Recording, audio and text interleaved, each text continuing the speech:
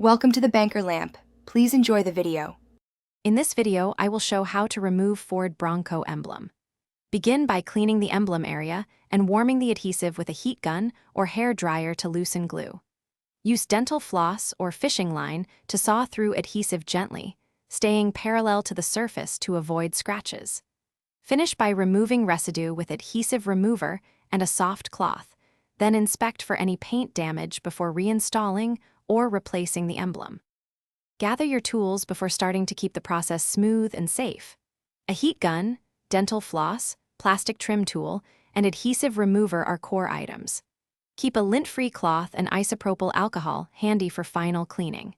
If a backing clip or harness exists, bring a small flathead screwdriver and needle nose pliers. Having everything ready prevents rushing and reduces the risk of paint damage or bent clips during removal. Start by warming the emblem evenly for about 30 to 60 seconds, watching paint temperature. Slide dental floss or fishing line behind the emblem and use a steady sawing motion to cut through the adhesive slowly.